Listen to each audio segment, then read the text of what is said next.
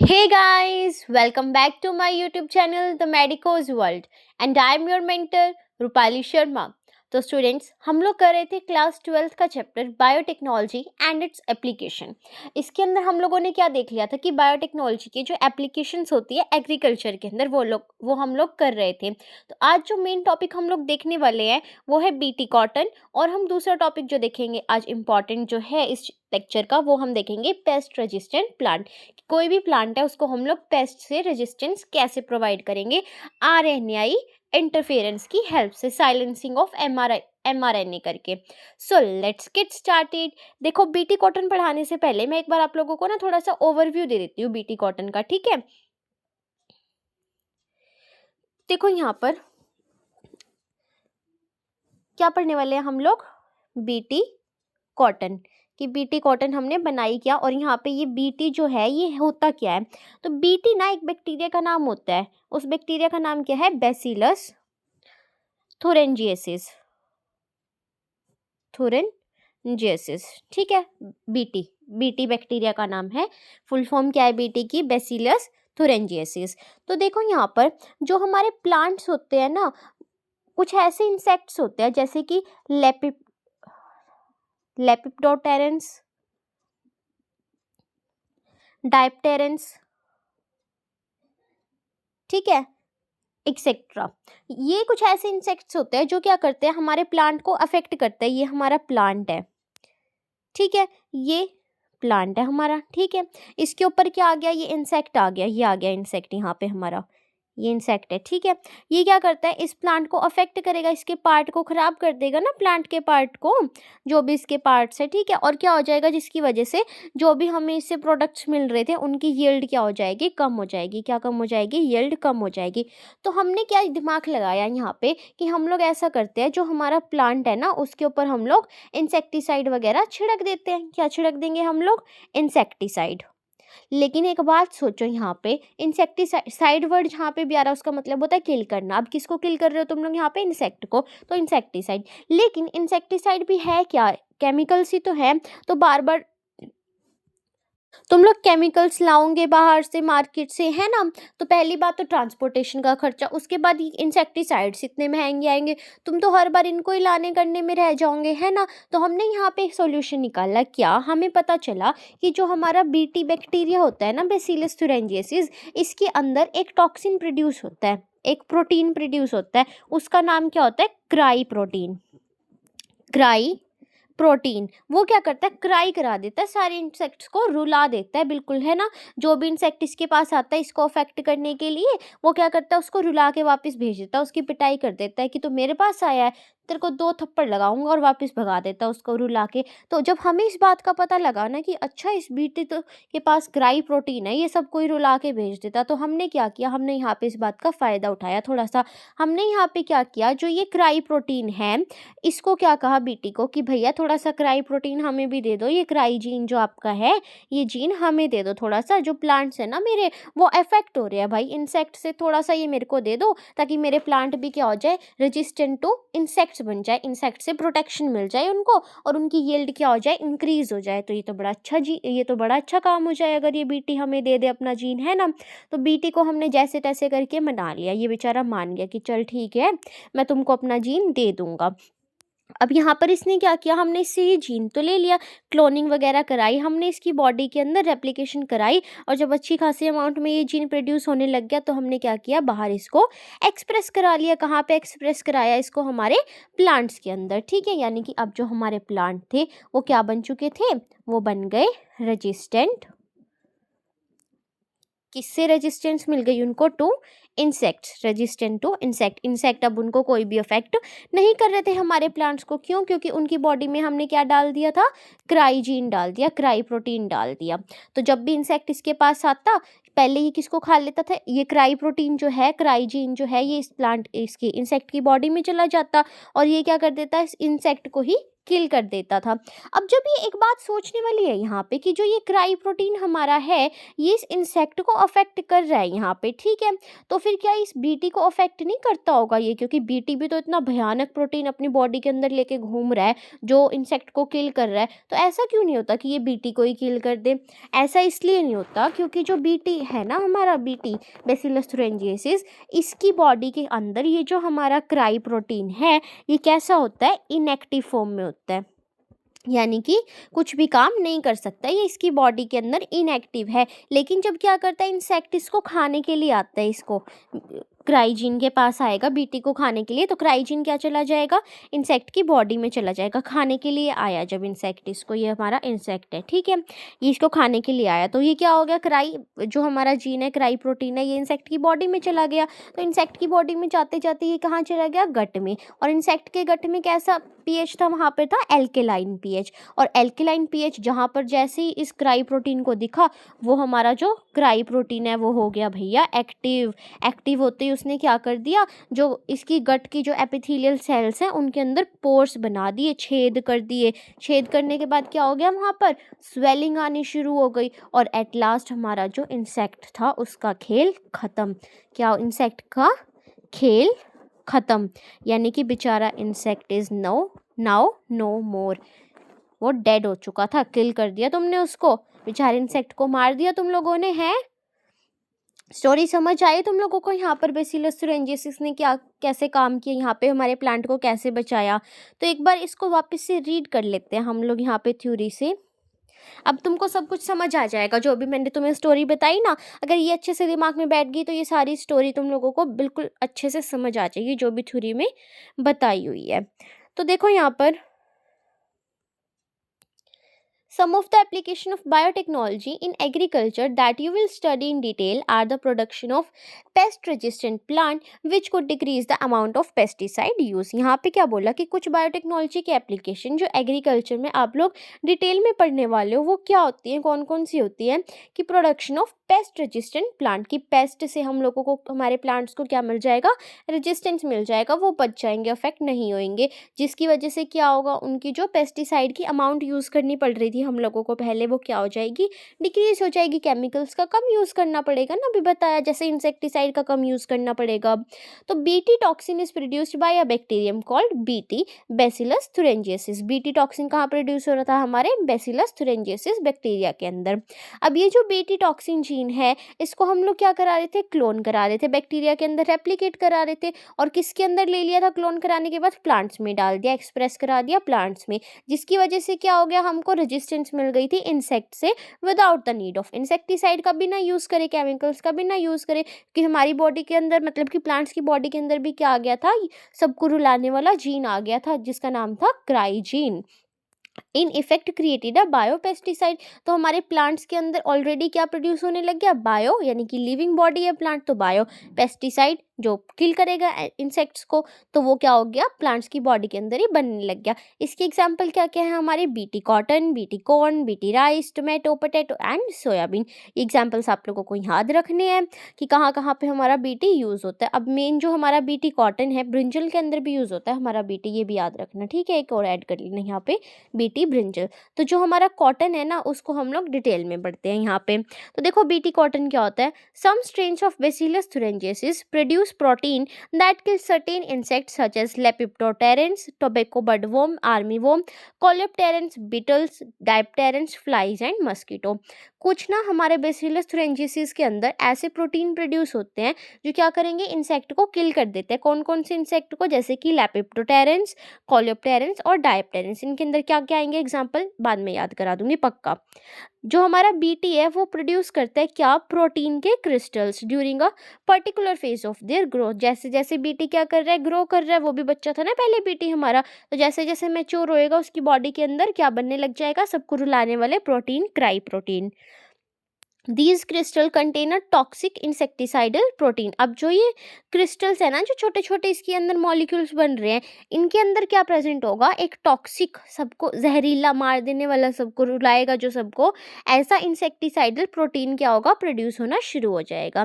Why does this toxin not kill the bacillus. अब सोचने वाली बात फिर आ गई कि ये क्यों नहीं यहाँ पे बेसिलस को अफेक्ट कर रहा, लेकिन मेरे बच्चे को तो पता है क्यों, क्योंकि उनकी मैम उन्हें बता चुकी है, क्योंकि ये कैसा होता है, इनएक्टिव प्रोटीन होता है in the Bacillus thuringiensis. Actually, the Bt toxin protein exists as inactive protoxins, but once a insect ingests the inactive toxin, जब इंसेक्ट इसे इंजेस्ट कर लेगा तो क्या होगा, वो एक्टिव फॉर्म में कन्वर्ट हो जाएगा। क्यों? क्योंकि एल्केलाइन पीएच होता है हमारे गट का, किसके गट का, इंसेक्ट के गट का, जो क्या कर देगा, सोल्यूबलाइज कर देगा इन क्रिस्टल्स को। जो एक्टिवेटेड टॉक्सिन है वो बाइंड हो जाता है सरफेस के मिड गट से, किसके, एपिथेलियल सेल से, और क्या क्रिएट कर देगा, पोर्स, जिसकी वजह से सेल के अंदर स्वेलिंग हो जाएगी और वो क्या हो जाएंगे, फट जाएंगे, लाइसिस हो जाएगा, फट जाना किसी चीज़ का, टूट जाना, और इवेंचुअली क्या हो जाएगी, डेथ हो जाएगी हमारे इंसेक्ट की। हमारा insect is no more now. Okay, kill कर दिया ना तुम लोगों ने उसको। Specific BT toxins were isolated from BT and incorporated into several crop plant such as cotton. के अंदर किया हम लोगों ने। The choice of gene depends upon the crop and the targeted pest, as most BT toxins are insect group specific. अब देखो यहाँ पर क्या बोला, बड़ी अच्छी लाइन बोली है कि जो भी हमारे बीटी टॉक्सिन्स के अंदर जीन प्रोड्यूस हो रहे हैं ना, वो डिपेंड करता है on the crop and on the insect, की कौन सी क्रॉप को कौन सा इंसेक्ट क्या कर रहा है, तुम लोगों का अफेक्ट कर रहा है। ऐसे नहीं कि कोई भी जीन उठा के तुमने किसी भी क्रॉप में डाल दिया, तुम्हें ये भी देखना पड़ेगा पहले कि उस क्रॉप को, उस पर्टिकुलर क्रॉप को कौन सा पर्टिकुलर इंसेक्ट क्या कर रहा है, तुम लोगों का अफेक्ट कर रहा है। क्योंकि ये जो तुम्हारे टॉक्सिन होते हैं ये कैसे होते हैं, इंसेक्ट ग्रुप स्पेसिफिक, कि इस इंसेक्ट को ये वाला प्रोटीन मारेगा, इस इंसेक्ट को ये वाला मारेगा। ज़रूरी नहीं कि हर एक प्रोटीन तुम्हारा हर एक इंसेक्ट को मारे, स्पेसिफिक होते हैं ये भी हर एक के लिए। The toxin is coded by a gene cry1ac named cry. अब टॉक्सिन का नाम क्राई और इसको प्रोड्यूस करने वाला जीन cry1ac। ठीक है, ऐसे ही अलग अलग यहाँ पे क्या होंगे, जीन्स होंगे, क्योंकि इंसेक्ट ग्रुप स्पेसिफिक है ना। तो हमारे यहाँ पर कॉटन बॉलवॉर्म को मारने वाले जीन्स कौन से हैं, cry1ac एंड cry2ab। और हमारे कॉटन बोरर को मारने वाले कौन से हैं, cry1ab। तो देखो यहाँ पे कैसे याद रहेगा तुम लोगों को, तीन चीजें हैं हमारे पास। एक तो क्या है हमारे पास, cry1ac, ओके। एक है हमारे पास cry2ab और एक है हमारे पास cry1ab। तो अब यहाँ पे देखो, जो तुम लोगों का cry1ac है, तो यहाँ पे तुम लोग कैसे याद रखोगे कि किसके अंदर कौन सा डालना है। तो देखो CB कॉटन बॉलवॉर्म, CB से याद रखना, कॉटन बॉलवॉर्म। अब ये 1 और 2 भी बताती हूँ तुम लोगों को। देखो तुम लोगों ने यहाँ पे क्या किया, कॉटन पहले आ रहा है ना, C पहले आ रहा है, तो 1 ले दो C के साथ, cry1ac। अब एक तो 1 हो गया, दूसरा 1 थोड़ी लोगे, दूसरा तो 2 लोगे ना, तो cry2ab, cry1ac लिया तुमने तो 1 के बाद 2, cry2ab। और कैसे याद रहेंगे, C और B लेना है, कॉटन बॉलवॉर्म CB। तो यहाँ पे क्या बचा तुम लोगों का, एक ही बचा cry1ab। ये किसके अंदर होगा, तुम लोगों के कॉर्न बोरर के अंदर। ठीक है जी। उसके बाद है हमारा पेस्ट रेजिस्टेंट प्लांट्स। तो देखो यहाँ पर पेस्ट रेजिस्टेंट प्लांट के अंदर क्या होगा तुम लोगों का, तुम लोग कराओगे RNA interference, silencing of the mRNA। क्या कराएंगे हम लोग, साइलेंसिंग ऑफ द mRNA को क्या करा दोगे तुम लोग, चुप करा दोगे कि भाई चुप हो जा, तुझे कुछ नहीं बोलना, तो आगे अपना काम नहीं करेगा। ठीक है, इसको चुप करा देंगे हम लोग तो ये अपना क्या नहीं कर पाएगा, अपना काम नहीं कर पाएगा। यहाँ पे तो क्या प्रोसेस है, यहाँ पे एक बार पहले स्टोरी सुन लो।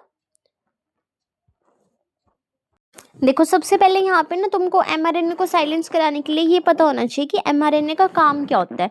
तो देखो पहले यहाँ पर mRNA जो हमारा होता है ना, वो क्या करता है, अगर हमारा mRNA बन गया और वो किससे अटैच हो गया, राइबोसोम से, mRNA प्लस राइबोसोम्स, ये क्या बन जाएगी, हमारी चेन बन जाएगी। ऐसे जो हमारे राइबोसोम होते हैं ना, वो अटैच हो जाते हैं mRNA की चेन के ऊपर इस तरीके से। ठीक है, तो क्या बन जाती है, पॉलीमर्स की चेन बन जाती है ये तुम लोगों की, पॉलीमरेज चेन रिएक्शन। पॉलीमर्स की चेन बन जाएगी तुम लोगों को, ठीक है यहाँ पे। तो अब तुम लोगों ने क्या देखा यहाँ पे कि जो ये एमआरएनए है ये राइबोसोम से अटैच होगा और उसके बाद क्या होगा, यहाँ पे इसके कॉम्प्लीमेंट्री बेस पेयर बनने शुरू हो जाते हैं, ठीक है, डबल स्ट्रैंडेड डीएनए बनना शुरू हो जाएगा ये। और उसके बाद क्या होगा, अगर ये डबल स्ट्रैंडेड डीएनए बन गया उसके बाद ही एक्सप्रेस होंगे हमारे क्या, जीन्स एक्सप्रेस होंगे।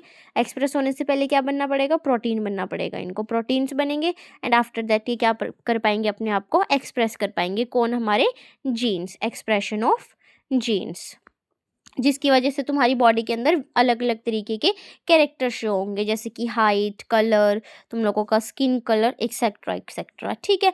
तो अगर तुम लोगों ने क्या किया, ये जो तुम्हारा राइबोसोम प्लस एमआरएनए चेन बना रहे थे ना, अगर तुम लोगों ने इसको ही स्टॉप करा दिया, इसका यहाँ पे कॉम्प्लीमेंट्री बेस पेयर तुम लोगों ने लगा दिया, ये क्या थी, चेन अकेले काम कर रही थी ना, आगे जाके ये प्रोटीन में कन्वर्ट हो रही थी, लेकिन तुम लोगों ने क्या किया, यहाँ पे इसके कॉम्प्लीमेंट्री बेस पेयर लगा दिए, तो क्या बन जाएगा, ये डबल स्ट्रैंडेड आरएनए बन जाएगा। देखो पहले एमआरएनए था, ये एमआरएनए क्या होता है, प्रोटीन में कन्वर्ट होता है, उसके बाद एक्सप्रेस होता है, ठीक है। लेकिन तुम लोगों ने क्या किया, यहाँ पर तुम लोगों ने इसका कॉम्प्लीमेंट्री आरएनए लगा दिया।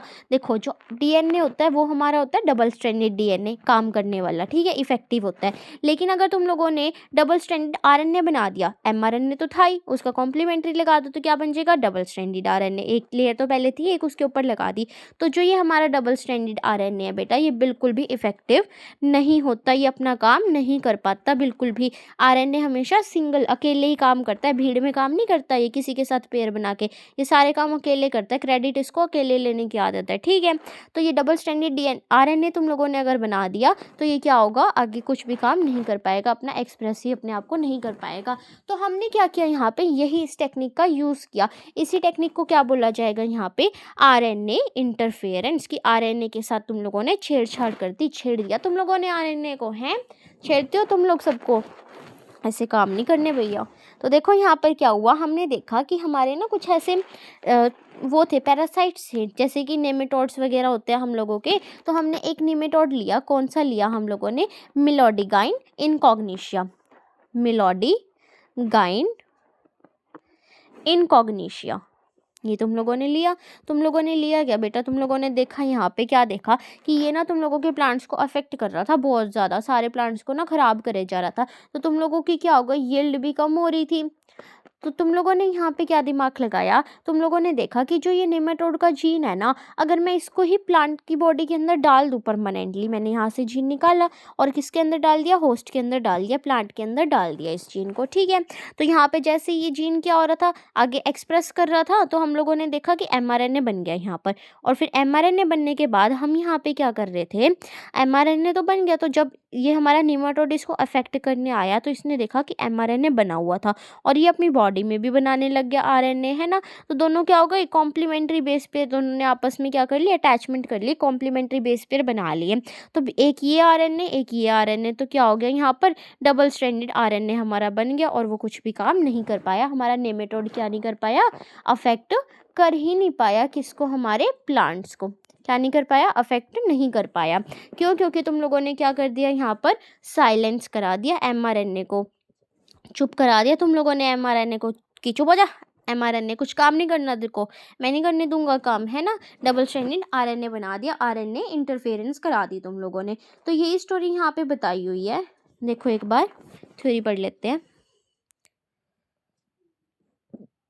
ये देखो, पेस्ट रेजिस्टेंट प्लांट कैसे बनाएंगे, पेस्ट से हम लोगों को रेजिस्टेंस चाहिए। Several nematode parasites a wide variety of plant and animal including human beings, affect करते थे ये प्लांट और एनिमल्स को और ह्यूमन बींग्स को भी।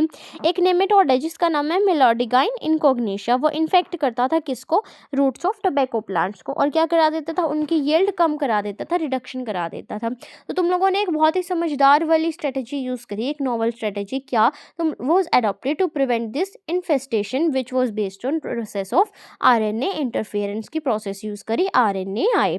तो जो तुम लोगों की आरएनए इंटरफेरेंस थी ये कहाँ पे होती है, सारे के सारे यूकैरियोटिक ऑर्गेनिजम्स के अंदर, और ये बेसिकली मेथड होता है सेलुलर डिफेंस का, मतलब अपने सेल्स को बचाने का, ठीक है, उनको क्या करने का, प्रोटेक्शन प्रोवाइड करने का।